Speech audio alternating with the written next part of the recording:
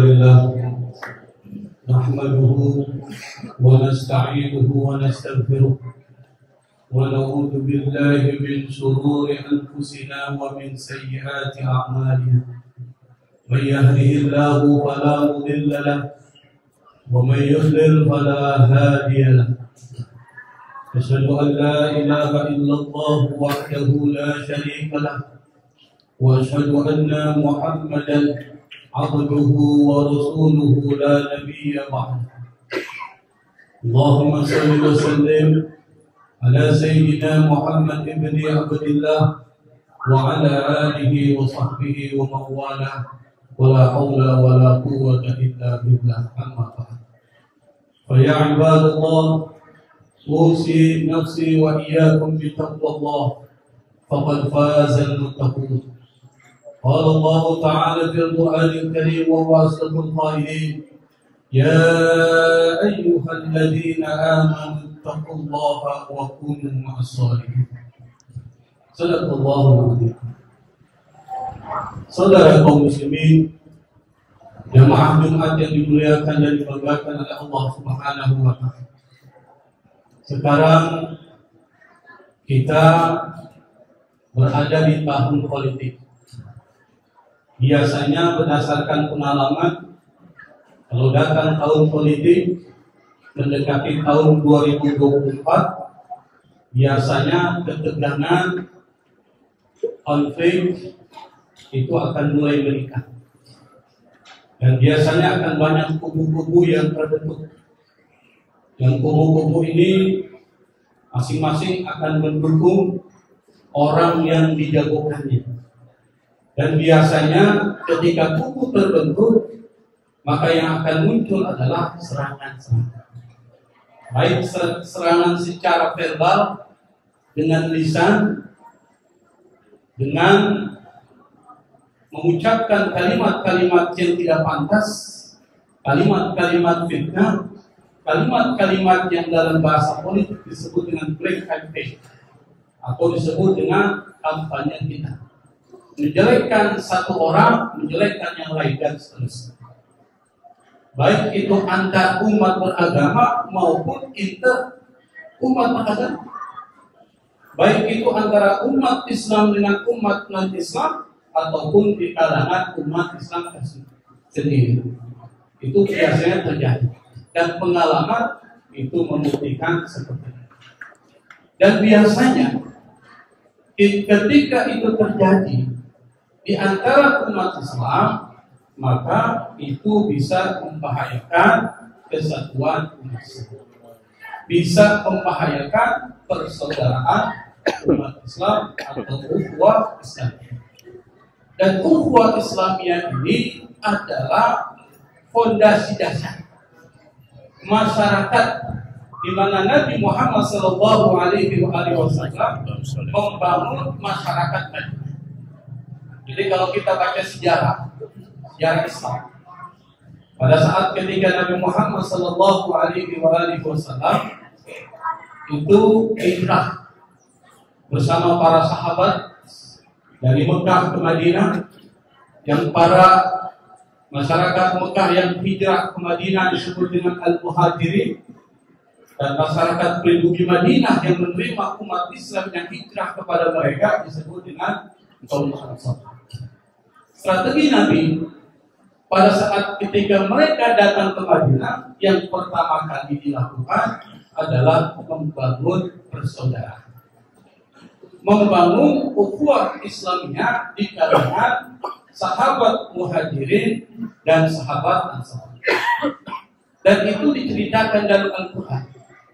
Dalam surat Al-Hasyr, Allah menyebutkan orang-orang Muhajirin yang hijrah dari Mekah ke Madinah diberi gelar oleh Allah Subhanahu wa taala ulaika humus shalihin. Mereka itu adalah orang-orang yang benar imannya. Kenapa Allah Subhanahu wa taala menyebut mereka orang yang benar imannya? Karena ketika mereka diperintahkan oleh Allah Subhanahu wa taala meninggalkan tanah air yang mereka cintai, meninggalkan rumah dan kekayaannya, mereka sami'na wa ata'na. Maka orang yang benar imannya itu ketika Allah perintahkan, Rasul perintahkan, maka pantang bagi mereka untuk menolak. Itu orang yang imannya benar. Dan Allah Subhanahu wa taala memuji kaum Ansor itu dengan ungkapan al-muflihun, orang-orang yang beruntung. Wa may yuqashuha nafsihi fa ulaika humul muflihun. Kata Allah dalam surat Al-Hasyr, mereka yang terpelihara dari sifat kikir, mereka itulah orang-orang yang beruntung. Kenapa Allah Subhanahu wa taala menyebut orang-orang Ansor ini sebagai orang yang muflihun? Karena ketika terjadi persaudaraan di antara kaum Muhajirin dan Ansor, itu orang Ansor luar biasa sikapnya. Luar biasa reaksi dan responnya. Apa respon mereka? Mereka mengatakan kepada kaum Muhajirin yang datang kepada mereka karena sudah dipersaudarakan oleh Nabi Muhammad SAW, maka hartaku adalah harta, rumahku adalah rumahmu. Meskipun mereka kekurangan, diceritakan oleh Allah, yusiruna ala anfusihim walau kana bihim khasasah. Kata Allah dalam Al-Quran, itu orang-orang Ansor, saking kuat persaudaraannya, mereka lebih mengutamakan orang-orang Muhajirin ketimbang mereka sendiri, walau kana bihim khasasah. Meskipun mereka kekurangan. Saya akan memberikan contoh bagaimana Nabi cerdas membangun persaudaraan untuk memperkuat bangunan masyarakat Madinah. Yang masyarakat Madinah ini dipuji bukan cuma oleh orang-orang Islam, tetapi juga orang-orang Barat. Nah, salah satu orang Barat yang memuji masyarakat Madinah yang dibangun oleh Nabi Muhammad Sallallahu Alaihi Wasallam itu adalah Robert N. Bella. Dalam bukunya Beyond Belief, dia mengatakan tidak ada satupun masyarakat yang paling modern kecuali masyarakat yang dibangun oleh Nabi Muhammad Sallallahu Alaihi Wasallam dengan konstitusi yang begitu modern, yang memberikan persamaan antara masyarakat yang berada di Madinah yang disebut dengan Piagam Madinah. Maka persaudaraan itu menjadi fondasi masyarakat Islam. Kalau kita ingin tidak dicabik-cabik oleh orang-orang luar yang tidak menginginkan Islam, maka salah satunya adalah perkuat persaudaraan di antara kita. Karena persaudaraan itu adalah fondasi masyarakat yang dibangun oleh Nabi Muhammad SAW. Jadi salah satu sahabat Nabi yang dipersaudarakan, salah satunya adalah Abdurrahman bin Auf. Abdurrahman bin Auf ini adalah seorang saudagar kaya Mekah yang ketika berbisnis berdagang itu selalu sukses. Ketika datang perintah hijrah, Abdurrahman bin Auf meninggalkan harta kekayaannya, meninggalkan rumahnya, pergi bersama Nabi hijrah ke Madinah. Dan di Madinah beliau menjadi orang yang tidak punya apa, menjadi orang yang miskin. Lalu dipersaudarakan dengan seorang sahabat Ansor yang bernama Sa'ad bin Rabi'ah. Sa'ad bin Rabi'ah pun orang kaya Madinah. Ketika sudah dipersaudarakan oleh Nabi Muhammad Sallallahu Alaihi Wasallam antara Abdurrahman bin Auf dengan Sa'ad bin Rabi'ah, Sa'ad berkata kepada Abdurrahman, "Ya Abdurrahman, sekarang ini kita bersaudara, dipersaudarakan oleh Rasulullah Sallallahu Alaihi Wasallam. Karena kita bersaudara, maka hartaku menjadi harta.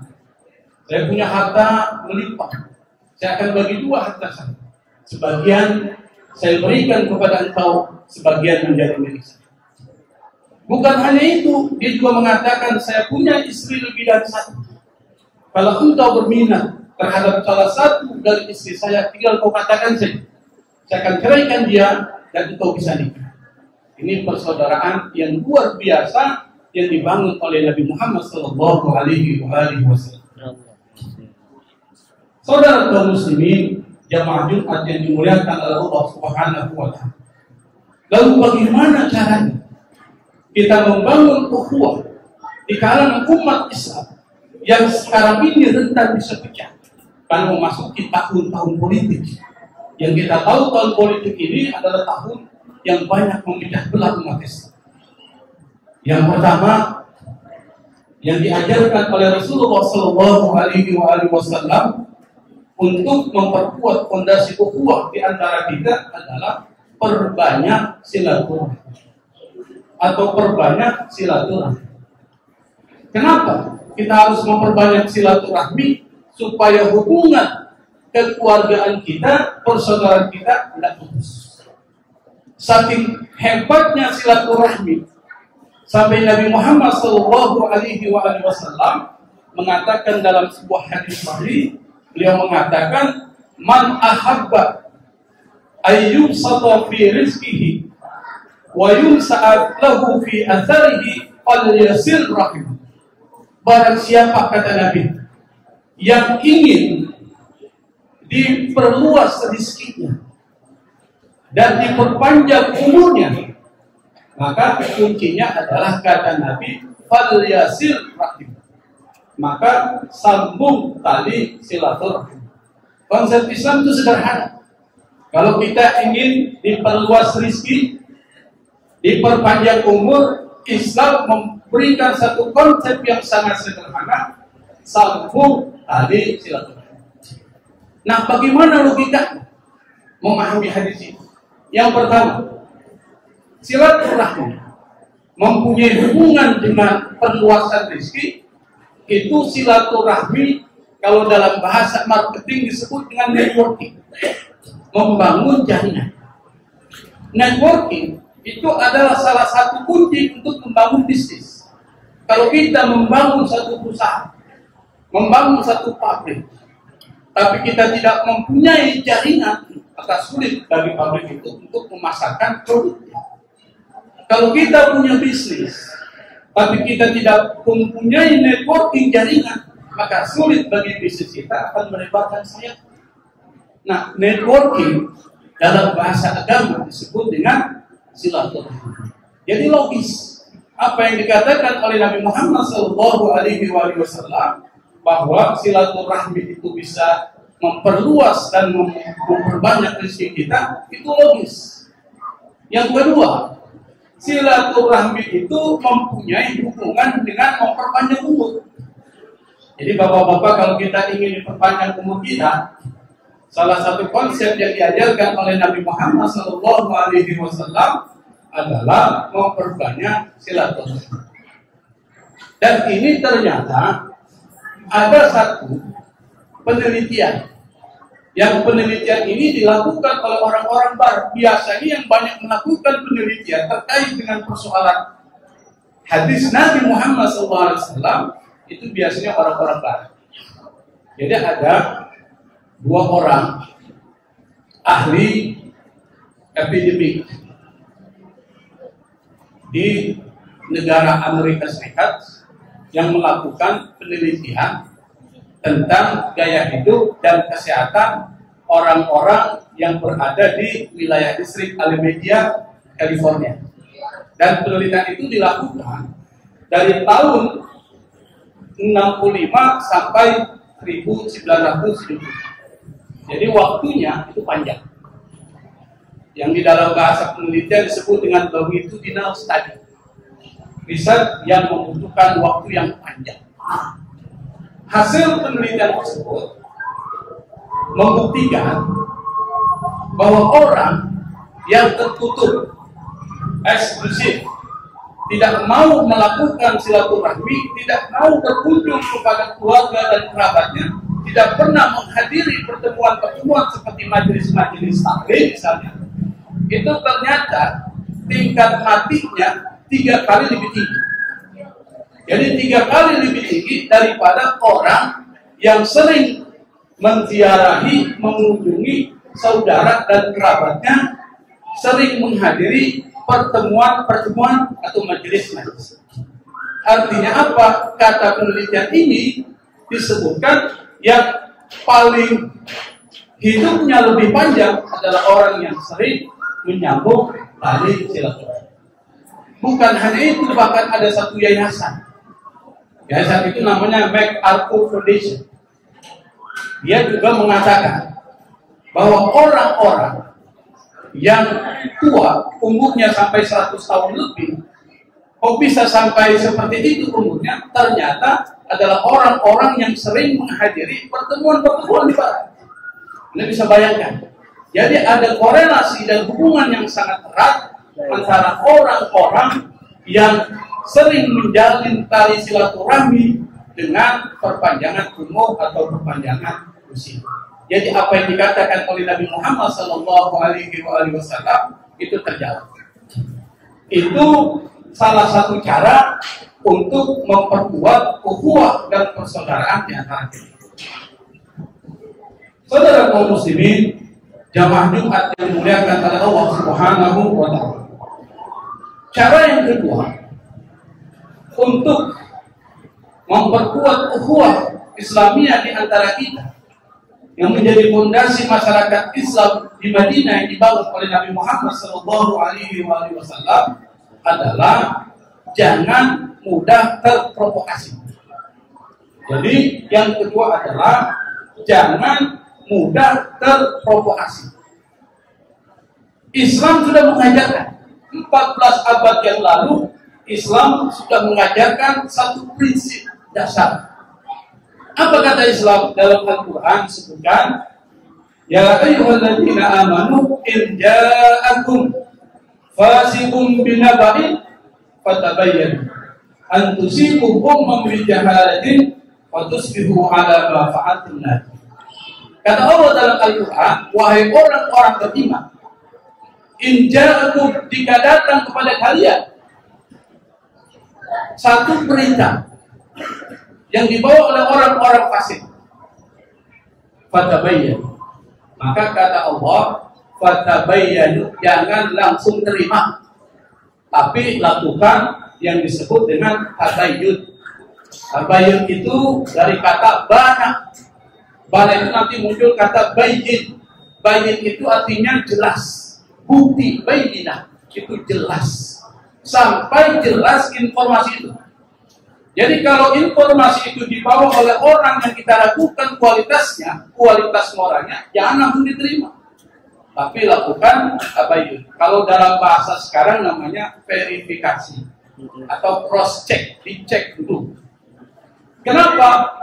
Kata Allah, kalau kalian tidak melakukan cross check, antusibu qauman bijahalatin fatusbihu ala ma fa'altum nadim. Bisa jadi dengan berita yang kalian terima itu nanti kalian akan memberikan musibah besar. Kepada siapa? Kepada satu kelompok umat. Lalu kalian setelah itu menjadi orang-orang yang besar. Ajaran Islam jelas. Nah, para ulama kemudian membuat satu prinsip. Apa prinsipnya? Ada beberapa tahapan ketika menerima informasi. Tahapan yang pertama, kalau ada informasi yang di-share ke kita, baik melalui media massa ataupun media sosial. Kita ini semua kan biasanya sudah familiar dengan WhatsApp, familiar dengan media sosial. Kalau ada informasi yang di-share ke kita, maka yang pertama kali kita lakukan adalah memverifikasi berita ini benar atau tidak. Bagaimana cara memverifikasi atau mentabayyun berita ini benar atau tidak? Pertama, lihat siapa yang mengatakan. Siapa yang mengatakan kalimat tersebut. Ketika kita sudah tahu yang mengatakan orang itu adalah orang yang bermasalah. Yang kedua, kita lihat juga kontennya. Konten berita itu, isi berita itu. Kira-kira berita itu menyebarkan kebencian atau tidak? Bertentangan dengan syariat Islam atau tidak? Kalau ternyata berita itu dikemukakan oleh orang yang bermasalah akhlak dan berita itu bisa membuat kita pecah belah, maka harus ditolak. Harus ditolak.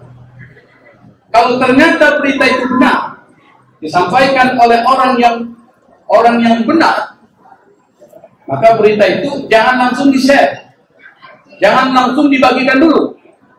Masuk kepada saringan yang kedua. Apa saringan yang kedua? Dilihat kira-kira berita yang benar itu kalau di-share bermanfaat atau tidak? Bermanfaat atau tidak? Ada berita kita terima dari teman tentang perceraian para artis. Berita ini benar, disampaikan dari sumber yang benar. Tapi pertanyaan yang kedua adalah bermanfaat atau tidak? Kalau kita share ke orang lain, tentu jawabannya tidak ada manfaat secara intelektual, secara iman, secara fisik, dan lain sebagainya. Maka stop, jangan di-share. Tapi kalau berita ini benar dan di dalamnya ada unsur manfaat, kalau disebarluaskan kepada orang lain dan itu bisa membawa pahala buat kita, investasi akhirat kita, maka perlu di-share, perlu disebarluaskan supaya umat Islam tahu berita ini, sehingga mereka akan melaksanakan sesuai dengan informasi tersebut, dan orang yang menunjukkan kepada kebenaran dia akan mendapatkan pahala sesuai dengan apa yang dilakukan orang tersebut. Ini prinsip Islam jelas. Oleh karena itu, maka kita umat Islam sekali lagi jangan terprovokasi. Karena salah satu yang membuat kaum Aus dan Khazraj di Madinah itu perang dalam waktu yang sangat lama di Madinah. Ada kaum Aus dan Khazraj.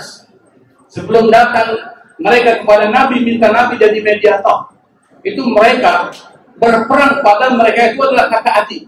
Nenek moyang mereka itu kakak adik. Aus dan Khazraj itu adik kakak. Tapi kalau mereka melakukan peperangan sampai ratusan tahun lebih. Kenapa? Karena diprovokasi oleh orang-orang Yahudi yang tinggal di Madinah. Sampai Nabi datang, dipersatukan kaum Aus dan Khazraj, lalu mereka menjadi bersaudara seperti yang diinginkan oleh Nabi Muhammad Sallallahu Alaihi Wasallam. Oleh karena itu, yang pertama, perbanyak silaturahmi. Yang kedua, jangan terprovokasi oleh informasi-informasi yang bisa memecah belah umat Islam. Aku qouli hadza wa astaghfirullahal adzim li wa lakum wa lisairil muslimin wal muslimat wal mu'minin wal mu'minat fastaghfiruhu innahu huwal ghafurur rahim. Allahumma salli wa sallim على سيدنا محمد وعلى آل سيدنا محمد.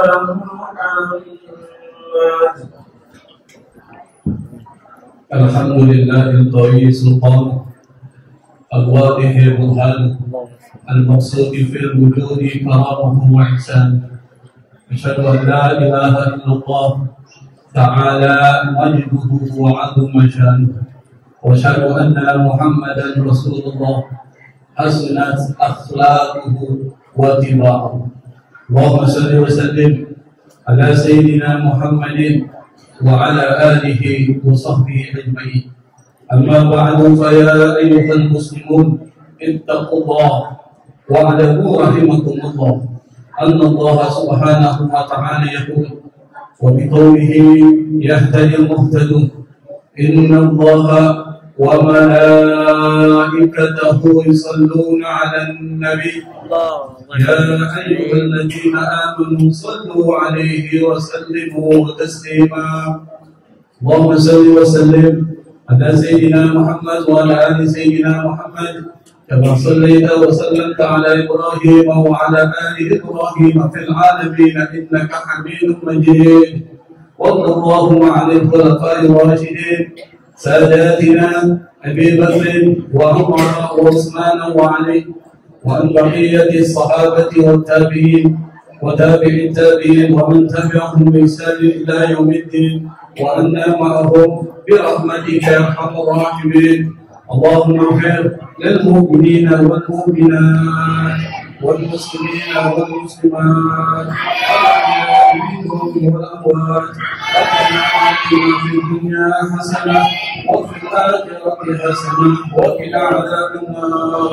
عباد الله، إن الله يأمر بالعدل والإحسان وإيتاء ذي القربى وينهى عن الفحشاء والمنكر والبغي يعظكم لعلكم تذكرون. فاذكروا الله العظيم يذكركم واشكروه على نعمه يزدكم واسألوه من فضله يعطكم ولذكر الله أكبر والله يعلم ما تصنعون. أقيموا الصلاة.